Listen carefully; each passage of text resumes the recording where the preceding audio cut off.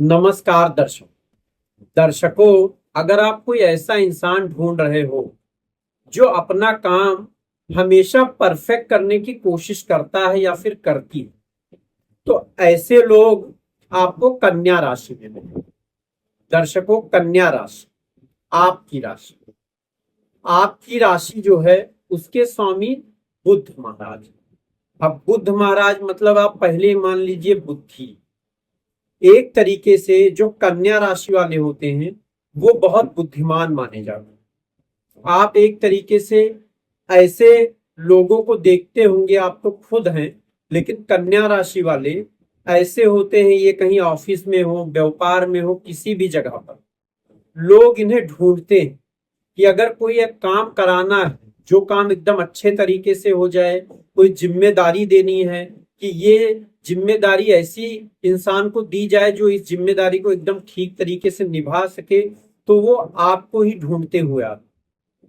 दर्शकों, मैं दिनेश मिश्रा आपका स्वागत करता हूं मेरे YouTube चैनल पर। दर्शकों, आप मेरे बगल में कुछ सवाल देख रहे हो। ये सवाल आपकी जिंदगी से ही जुड़े हुए। ये सवाल, ये आप कह लीजिए, इसमें कुछ रहस्य भी हैं, कुछ राज भी, तो जिसको हम एक तरीके से आज अनलॉक करें।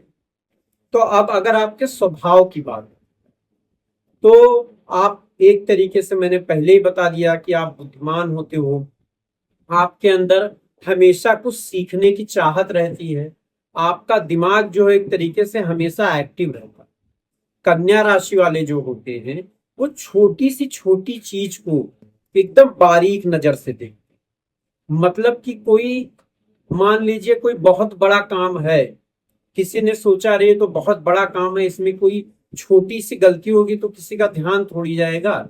लेकिन आप ऐसे होते हो कि आप छोटी सी भी गलती पकड़ लेते हो जो कोई नहीं पकड़ पाता। आपकी ऐसी नजर होती है जो छोटी सी छोटी गलती पकड़ लेती है। क्यों? क्योंकि आपके अंदर थोड़ी एक कमी ये रहती है कि आप गलतियां पहले देखने की कोशिश करते हैं। लेकिन ये चीज सही भी है, इसीलिए आप एक तरीके से निरीक्षण का जो काम है उसमें बहुत सफल होते हो। दूसरा एक चीज है कि आप बोलने में माहिर रहते हो, बुद्धिमान रहते हो, लेकिन एक चीज है कि आपको टोकने की आदत होती है। उसके अलावा आलोचना करने की, जो एक कहते हैं आप बुद्धिजीवी, जो बुद्धिजीवी का काम क्या होता है कि जैसे मान लीजिए राजनीति में देखा जाए तो राजनीति में जैसे सरकार की आलोचना करना और सारी चीजें, तो उस तरीके के आप कि आप आलोचना करते हैं, कभी कभी ज्यादा कर देते हो, लेकिन ठीक भी है, क्योंकि आपके आलोचना की वजह से बहुत लोगों को अपने अंदर की कमी नजर आती है और वो उस कमी को सुधारते हैं और बाद में इसी आलोचना के लिए वो आपकी तारीफ करते हैं। लोग एक तरीके से आपको कठोर मानते हैं, लेकिन बाद में धीरे धीरे उनको ये समझ में आता है कि आप कठोर हो, इस वजह से आप परफेक्ट।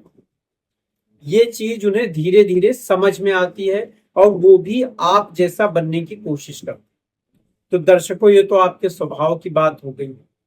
अब आपको नौकरी पसंद है या फिर व्यापार? तो एक तरीके से आप नौकरी करना ज्यादा पसंद करते। क्यों? क्योंकि एक तो मैंने आपको पहले ही बताया कि आप बहुत बुद्धिमान हो, उसके अलावा आप हर काम परफेक्ट करने की कोशिश करते हो या करते हो।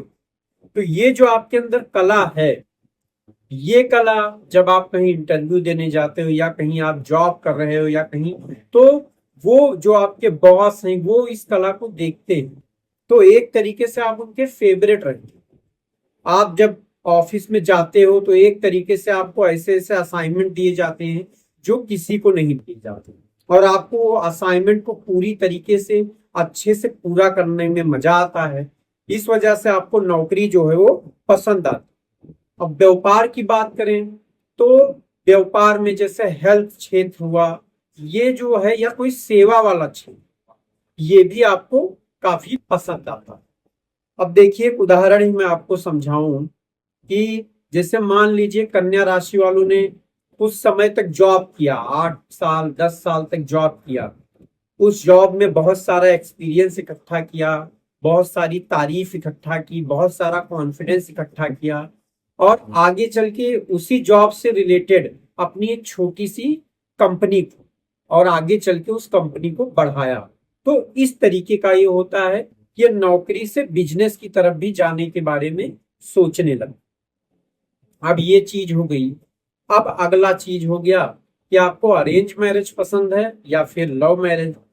तो आपको बताऊं कि आप एक प्रैक्टिकल इंसान हो, मतलब कि आप प्रैक्टिकल सोचती ज्यादा है कि जो चीज हो प्रैक्टिकल हो, आपको ज्यादा ये दिखावा नहीं पसंद है। जैसे मैं आपको बताऊं कि आप सपनों में जीने पे ज्यादा भरोसा नहीं करते, हकीकत में आप क्या कर सकते हो उस पर आप ज्यादा फोकस हो। तो एक तरीके से लव मैरिज और ये सारी चीजें आप इस पर इतना ज्यादा फोकस नहीं हो। आपको अरेंज मैरिज है वो प्रैक्टिकल लगता है, सेफ लगता है, इसलिए एक तरीके से आपको ये भी समझ में आता है कि हाँ, अरेंज मैरिज से आपको कोई दिक्कत भी नहीं होगी, परिवार भी नाराज नहीं होगा, ये सारी चीज। तो इसलिए आपको अरेंज मैरिज ज्यादा पसंद आता है। लेकिन अगर आप प्यार में हो तो एक बात बता दूं कि आप ऐसे इंसान हो जो तुरंत फैसला नहीं लेता। आप बहुत ज्यादा सोचते हो, फिर उसके बाद फैसला लेते हो। अगर आप मान लीजिए लव मैरिज या इसमें हो, तब आप फैसला करती हैं कि आपको करना है या नहीं करना, वो भी आप आखिरी समय तक सोचते रहे। तो एक चीज है कि अगर इसमें ढूंढा जाए तो आपको अरेंज मैरिज पसंद है, लेकिन मजबूरी लव मैरिज अगर आपको करना पड़ा तो एक तरीके से आप उसको लेकर थोड़े असहज रहे। अब उसके आगे आपका अपने बच्चों के साथ रिश्ता कैसा होता है। तो दर्शकों, आपका जो अपने बच्चों के साथ रिश्ता होता है एक तरीके से वो वैसा ही है कि आप अपने बच्चों के कह सकते हैं उनके पढ़ाई को लेके या और भी कुछ एक्टिविटीज को लेके आप हमेशा उनके पीछे लगे रहते हैं। उसके अलावा आप उनसे कुछ ज्यादा ही आस रखते हैं। ये आस जो है ये आपके बच्चों के ऊपर अतिरिक्त दबाव बनाना, इसकी वजह से आपके बच्चे आपसे थोड़ा डरने लगते। एक तरीके से वो थोड़ी सी जो दूरी है वो दूरी सिर्फ इसीलिए बनती है कि आप अपने बच्चों से कुछ ज्यादा ही एक्सपेक्ट करने लगते, जो कि आपको नहीं करना चाहिए। आपको यही सोचना चाहिए कि हाँ, ये मेरे बच्चे हैं, वो जितना कर सकते हैं वो उतना ही करें। मेरा काम है एज आप मम्मी हो या पिता हो कि मेरा काम यही है कि उनको सपोर्ट करना, उनको बैकअप देना, उनको प्रेरणा देना है, उनको ये एहसास दिलाना कि अगर मान लो तुम एक बार फेल भी होते हो तो भी हम साथ खड़े हैं। ये जो चीज है ये आपके बच्चे के अंदर एक कॉन्फिडेंस पैदा करेगी, आपके प्रति जो इसके मन में थोड़ा सा डर है उसको खत्म करेगी, जो एक छोटी सी खाई बन गई है उस खाई को भी दूर करेगी।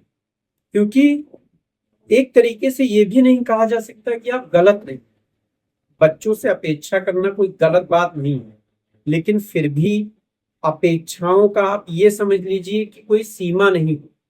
एक अपेक्षा पूरी होगी, दूसरी आएगी, तीसरी आएगी, वो जीवन भर चलती रहेगी। तो आपको ये चीज पे थोड़ा ध्यान देना चाहिए। अब दर्शकों, ये धन संचय कब तक, लेकिन धन संचय से पहले इनके भाग्योदय की बात कर लेते हैं।